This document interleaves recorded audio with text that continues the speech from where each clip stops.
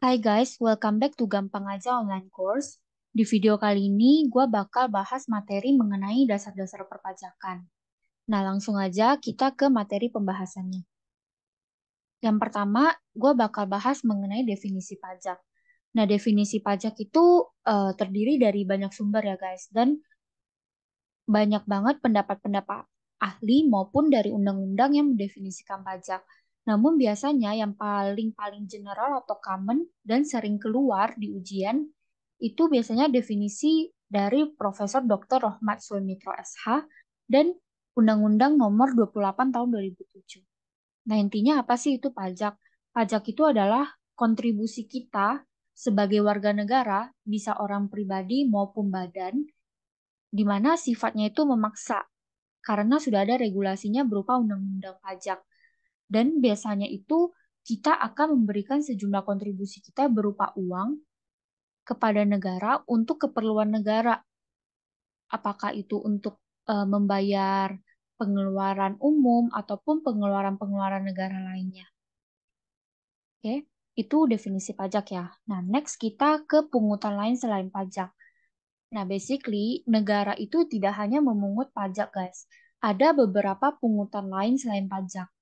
Tapi tentunya perlakuan dan sifatnya itu berbeda ya, dengan pajak yang dilakukan oleh negara terhadap rakyat-rakyatnya. Nah, yang pertama itu ada biaya materai. Namun sekarang biaya materai itu regulasi barunya tidak berlaku untuk materai 6.000 lagi ya. Sekarang paling kecil itu 10.000. Kemudian ada biaya masuk, biaya keluar, ada biaya cukai, retribusi, iuran, seperti misalkan iuran lingkungan, iuran sampah, dan lain-lain. Kemudian ada pungutan lain yang sah atau legal, seperti sumbangan wajib ya. Nah, ini untuk pungutan lain selain pajak.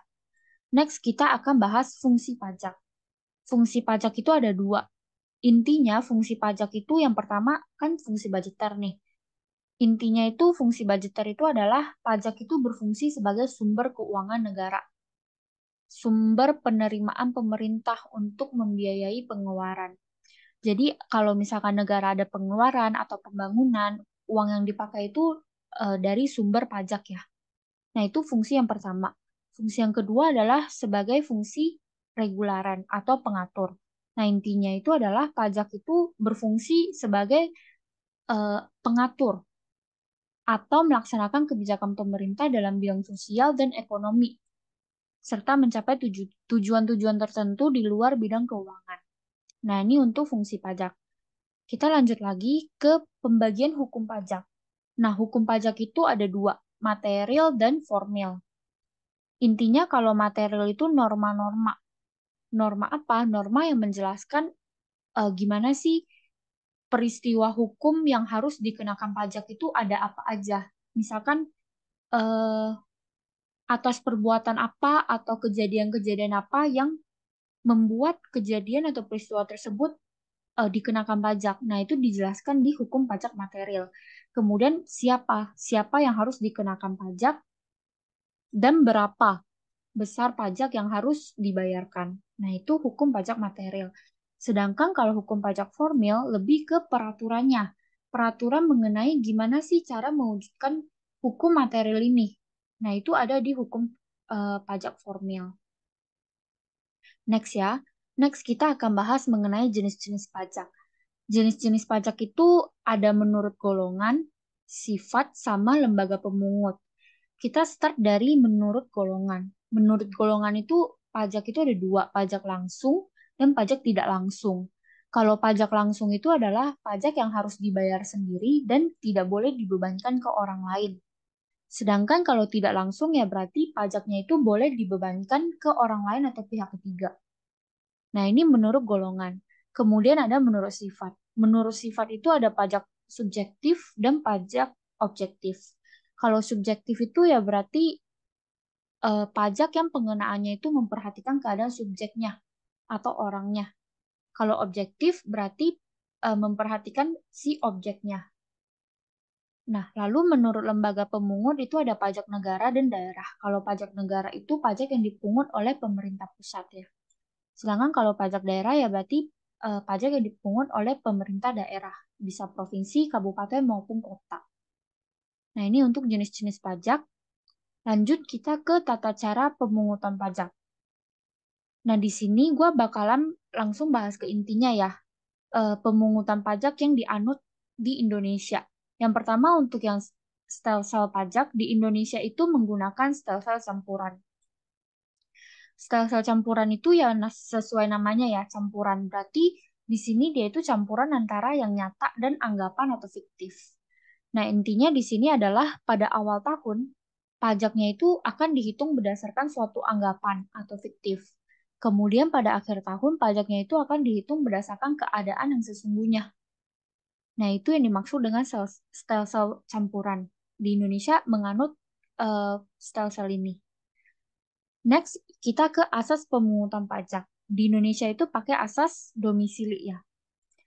Jadi di sini tuh asas domisili maksudnya adalah pemungutan pajaknya itu dipungut oleh negara berdasarkan penghasilan wajib pajak yang bertempat tinggal di wilayahnya atau domisilinya, baik penghasilannya dalam negeri maupun di luar negeri. Next itu sistem pemungutan pajak. Di Indonesia itu kita menganut self-assessment system. Sesuai namanya ya, self-assessment. Ya berarti di sini wajib pajak itu yang hitung sendiri, menentukan sendiri berapa sih jumlah pajak terutang tiap tahunnya, sesuai dengan regulasi atau peraturan perundang-undangan yang berlaku.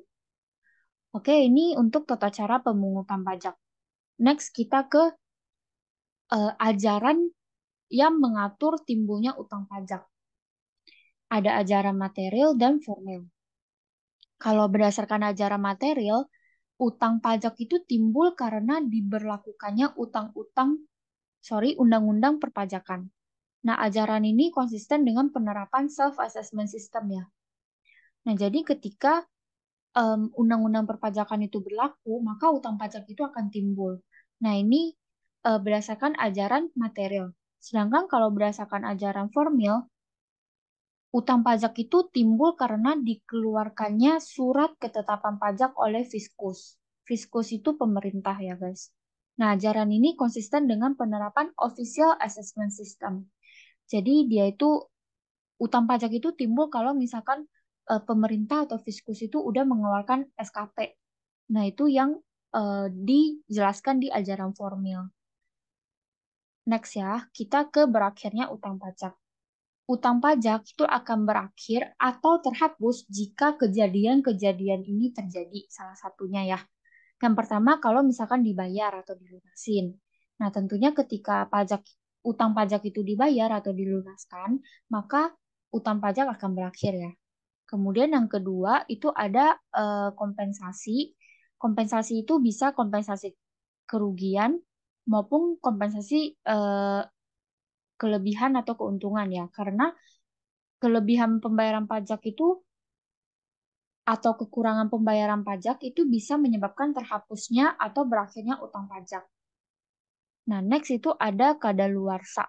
Jadi, utang pajak itu bisa kadaluarsa juga setelah melewati waktu 10 tahun, terhitung sejak terutangnya pajak atau berakhirnya masa pajak.